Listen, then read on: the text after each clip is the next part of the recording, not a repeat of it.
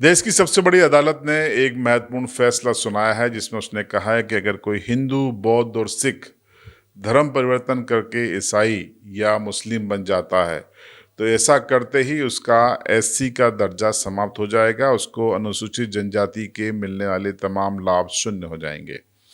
दरअसल ये एक महत्वपूर्ण याचिका पर फैसला करते हुए 2 सदस्यीय खंडपीठ ने फैसला सुनाया। जस्टिस पी के मिश्रा और जस्टिस एन वी अंजारिया ने यह फैसला सुनाते हुए कहा कि जो संविधान में व्यवस्था की गई है उसके अनुसार ये दर्जा, इसका लाभ धर्म परिवर्तन के साथ नहीं दिया जा सकता। आपको बता दें कि 1950 में जब देश का संविधान लागू किया गया था तब देश में सिर्फ हिंदू धर्म में एससी कैटेगरी को रखा गया था, लेकिन उसके बाद संशोधन हुआ। 1956 में इसमें सिख धर्म को शामिल किया गया और 1990 में बौद्ध धर्म को भी इस कैटेगरी में शामिल किया गया, लेकिन इसके अलावा इस्लाम धर्म और ईसाई धर्म को इसमें शामिल नहीं किया गया था, क्योंकि ये दोनों धर्म जिनमें जातियां नहीं होती। इसी को आधार बनाकर सुप्रीम कोर्ट ने यह महत्वपूर्ण फैसला सुनाया है।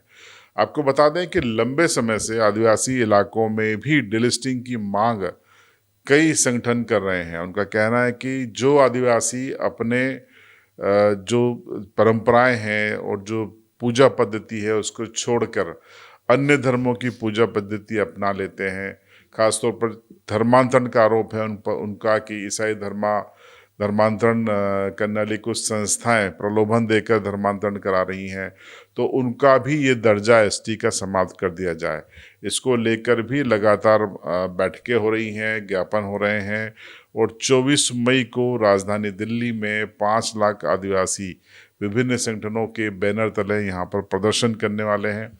जनजाति सुरक्षा मंच अगुवाई करेगा इस प्रदर्शन की और उसके बाद ये मांग की जा रही है कि संविधान में संशोधन करके ये भी सुनिश्चित किया जाए कि जो आदिवासी वर्ग को छोड़कर अन्य धर्मों में चले जा रहे हैं उनको भी एसटी का दर्जा नहीं दिया जाए। इसकी मांग को लेकर भी प्रदर्शन तेज हो रहे हैं और देश भर के अलग अलग आदिवासी इलाकों से ये मांग उठ रही है। इसका उद्देश्य वही है कि आदिवासियत को सुरक्षित रखा जाए, उसकी संस्कृति, उसकी परंपराएं, उनको सुरक्षित रखा जाए। वैसे भी भारत के संविधान में आदिवासियों को उनकी रूढ़िगत सुरक्षा दी गई है।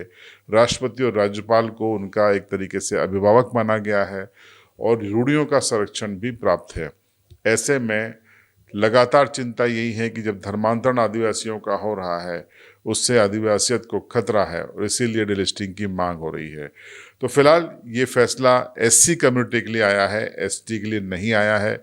हमारे कई दर्शकों ने व्हाट्सएप करके जानना चाहा था, तो हम आपको स्पष्ट कर दें कि ये जो फैसला सुप्रीम कोर्ट का आया है उसमें दलितों यानी कि शेड्यूल कास्ट कम्युनिटी के लिए, एससी कम्युनिटी के लिए ये फैसला लागू है। फिलहाल एसटी पर कोई फैसला नहीं है और इस पर कोई याचिका भी सुप्रीम कोर्ट में कोई लंबित नहीं है, इसलिए कोई फैसला इस पर नहीं आया है।